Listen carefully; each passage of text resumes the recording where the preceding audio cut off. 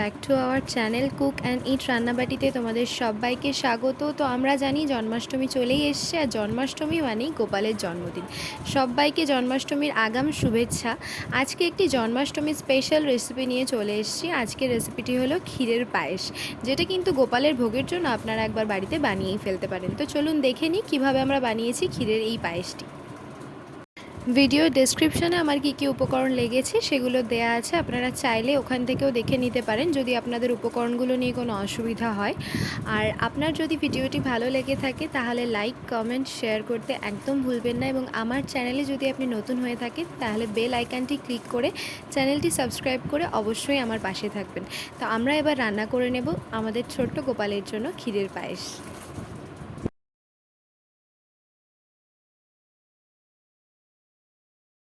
পায়েস বানানোর জন্য আমাদের সবার প্রথমেই যেটা লাগে বা সবার প্রথমেই যে জিনিসটার কথা মাথায় আসে সেটা হলো দুধ। তো এখানে নিয়ে নিয়েছি কাঁচা দুধ। একটা হাঁড়িতে দুধটা ঢেলে নিয়ে এবার এটা গ্যাসে ফোটাতে বসিয়ে দিয়েছি। দুধটা ভালো করে জ্বালিয়ে ঘন করে নিতে হবে, এবং দুধটা ভালো করে ফোটানো হয়ে গেলে এখানে আমরা নিয়ে নিয়েছি গোবিন্দভোগ চাল। দুধটা যতক্ষণ ফুটছে ততক্ষণ একটু গোবিন্দভোগ চাল নিয়ে সেটাকে জলে ভালো করে কিছুক্ষণ ভিজিয়ে রেখে আপনারা একটু ঘি মাখিয়ে নেবেন চালটাতে, এতে পায়েসের স্বাদটা আরও বাড়ে।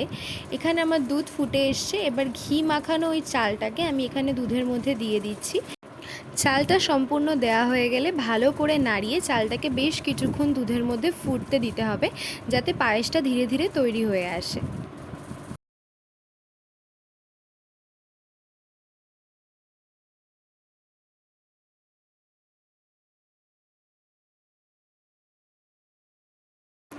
পায়েসের চালটা বেশ কিছুক্ষণ ধরে ফোটানো হয়ে গেছে। এবার পায়েসের চালগুলো তুলে দেখে নিচ্ছি, চালটা কিন্তু প্রায় হয়ে এসছে, বেশ কিছুটা সেদ্ধ হয়ে এসছে চালটা। এরপরে এর মধ্যে আমরা দিয়ে দিচ্ছি কাজু বাদাম আর কিশমিশ। এই কাজু বাদাম কিশমিশগুলো আগের থেকে ভালো করে ধুয়ে জলে ভেজানো ছিল।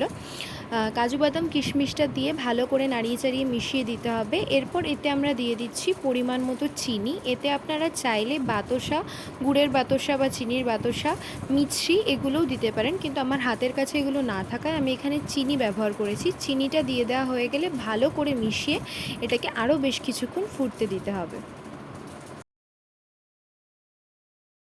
আমাদের পায়েসটা এখানে বেশ অনেকক্ষণ ধরেই ফুটছে এবং ভালোভাবে ফোটানো হয়ে গেছে পায়েসটা। চালগুলো ভালোভাবে সিদ্ধ হয়ে এসছে, এবং পায়েসটা যখন গ্যাসে বসিয়ে রাখবেন তখন কিন্তু অবশ্যই ফ্লেমটা মিডিয়ামে রাখবেন, এবং মাঝে মাঝে পায়েসটাকে নাড়িয়ে দেবেন, না হলে তলায় পুড়ে যেতে পারে।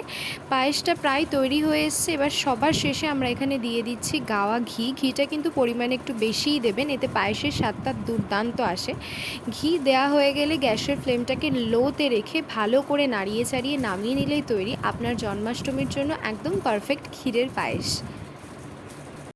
এরপর গরম গরম পায়েসটা নামিয়ে ওপর থেকে আরও বেশ কিছু কাজু বাদাম বা আপনারা চাইলে যে কোনো ধরনের ড্রাই ফ্রুটস ছড়িয়ে দিয়ে আপনার বাড়ির ছোট্ট গোপালের জন্য এই ক্ষীরের পায়েস জন্মাষ্টমীতে তৈরি করে ফেলুন। আর যদি ভিডিওটি ভালো লেগে থাকে তাহলে অবশ্যই রেসিপিটি বাড়িতে একবার ট্রাই করে দেখবেন, এবং ভিডিওটি ভালো লাগলে লাইক, কমেন্ট, শেয়ার করতে একদম ভুলবেন না। আর আমার চ্যানেলে নতুন হয়ে থাকলে চ্যানেলটি যদি ভালো লেগে যায় চ্যানেলের ভিডিওগুলো চেক আউট করতে এবং আমার চ্যানেলটা সাবস্ক্রাইব করতে একদম ভুলবেন না।